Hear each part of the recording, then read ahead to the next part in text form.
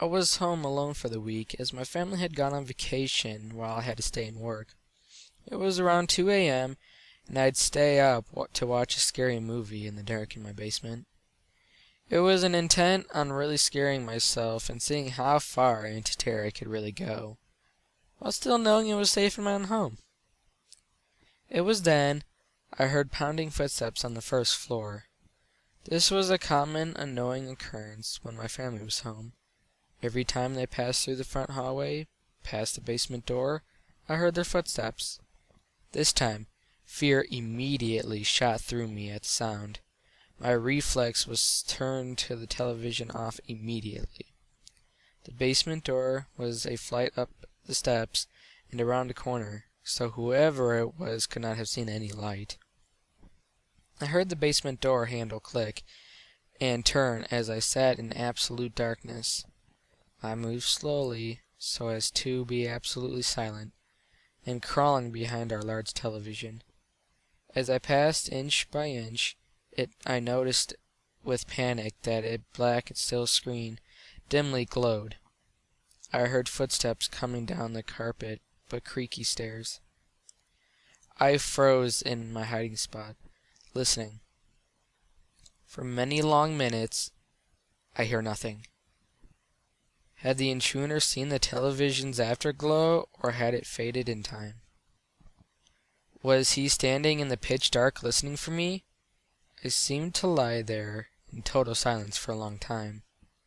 My panic began to fade, and I began to think more clearly. Had I really heard an intruder? Could someone possibly be standing there in silence for so long without making any noise? The basement was so quiet that the silence itself began to hurt my ears. Could the unknown person really avoid any noise from shuffling or breathing or anything else? If there was an intruder, he was still in the basement, because the creaky stairs were incredibly loud. The door handle clicked, and he wouldn't know to mask his footsteps on the first floor so that he couldn't be heard down here. I began counting in my head, trying to pass the time. As drool fell from my mouth onto the carpet, I didn't dare risk the sound of swallowing. I reached 60 seconds once, twice, 30 times, 60 times. By now my fear had faded, and I was more confused than anything.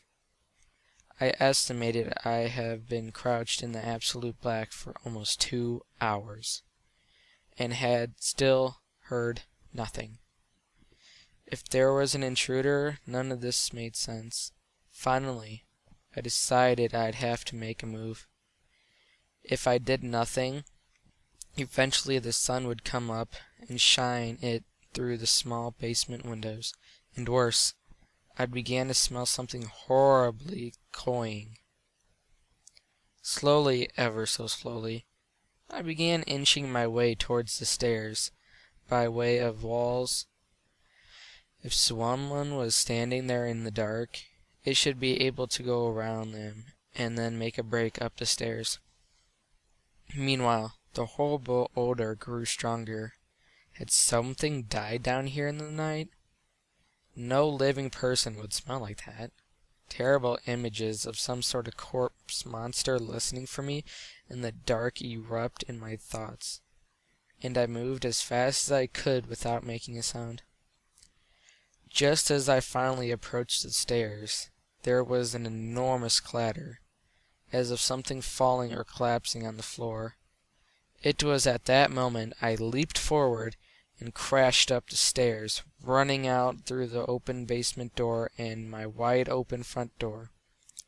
Now certain that someone was in my house, I called the police from my cell phone and watched my house from afar. The police came, checked inside, and then grimly came out to question me. They'd found a body in the house.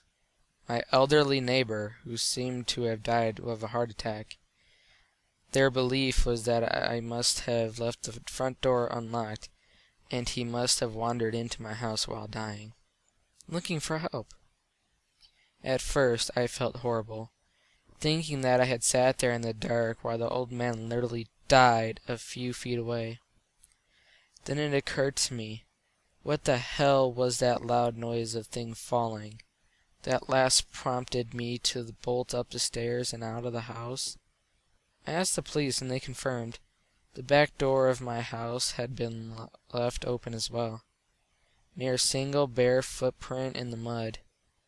Somehow, for some reason I'll never know, there was someone else in that basement with us, silent, waiting, and listening in the dark over the fleshed corpse of an old man.